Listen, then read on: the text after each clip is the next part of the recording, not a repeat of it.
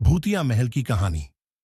ये कहानी एक छोटे से गांव की है जहां एक पुराना महल खड़ा था। गांव वाले कहते थे कि उस महल में किसी खौफनाक आत्मा का वास है। महल के आसपास जाने से भी लोग डरते थे क्योंकि वहां कुछ भी सामान्य नहीं था।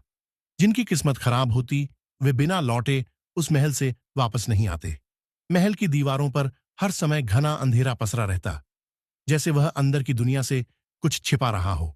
लोग कहते थे कि कई साल पहले उस महल में एक खूबसूरत राजकुमारी और उसका प्रेमी रहा करते थे, मगर एक रात कुछ अजीब घटित हुआ और वह दोनों रहस्यमय तरीके से गायब हो गए। तब से वह महल भूतिया माना जाने लगा। गांव के पास एक लड़का था जिसका नाम अमन था। अमन को हमेशा नई नई चीजें जानने की उत्सुकता थी। वह अपने दोस्तों को कहानी सुनता और महल की रहस्यमय घटना पर चर्चा करता रहता। एक दिन उसने ठान लिया कि वह उस महल में जाएगा और वहां छुपे रहस्यों का पता लगाएगा। अमन के साथ उसके तीन दोस्त नितिन, मोहन और रिया भी महल जाने के लिए तैयार हो गए।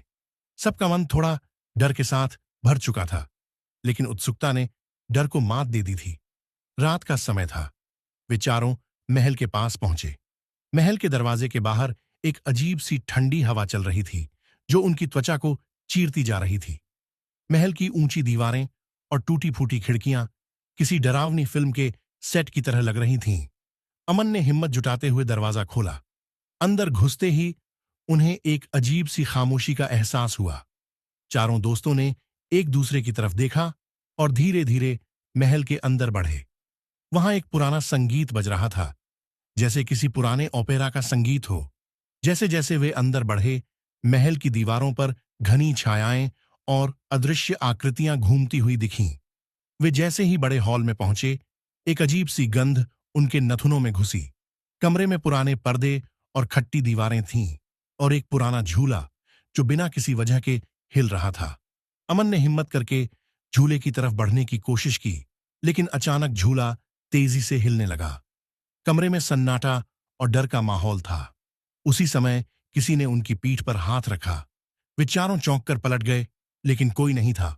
नितिन और मोहन डर से कांपने लगे, जबकि रिया और अमन ने फैसला किया कि वे इस रहस्य का पता लगाएंगे। वे महल के अंदर एक पुरानी सीढ़ी पर चढ़े जो ऊपर की ओर जाती थी। जैसे ही वे ऊपर पहुंचे, उन्हें वहां एक बड़ी पुरानी तस्वीर मिली। उस तस्वीर में एक राजकुमारी और एक लड़का खड़े थे। दोनों के चेहरे पर एक अजीब सा दुख था। अचानक वह तस्वीर अपने आप गिर गई और कमरे का तापमान अचानक गिरने लगा। एक भारी आवाज आई, तुम यहां क्यों आए हो? यह आवाज बहुत धीमी और भयानक थी, जैसे किसी खौफनाक आत्मा की हो। रिया डर के मारे चिल्लाई, हमें कुछ नहीं करना था, हम केवल सच्चाई जानना चाहते थे। तभी एक कटा फटा चेहरा सामने आया और वह आत्मा बोली, तुम जो पूछ रहे हो वह तुम जान नहीं पाओगे। फिर वह चेहरा धीरे धीरे गायब हो गया और कमरे में अजीब सी हवा बहने लगी।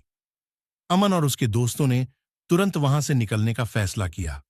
वे जितनी जल्दी हो सके महल से बाहर भागे। जैसे ही वे महल के दरवाजे तक पहुंचे, पीछे मुड़कर देखा तो महल के अंदर सब कुछ सामान्य था, जैसे कुछ हुआ ही न हो। लेकिन वे जानते थे कि उन्होंने जो देखा था वह किसी और दुनिया से था। वह रात उनके जीवन की सबसे डरावनी रात बन गई। उनके बाद से कोई भी उस महल के पास नहीं गया। गांव वाले अब भी कहते हैं कि वह महल कभी खाली नहीं होता, उस पर छाया है और उस महल में वह राजकुमारी और उसका प्रेमी अब भी बंद है। किसी रहस्य के पीछे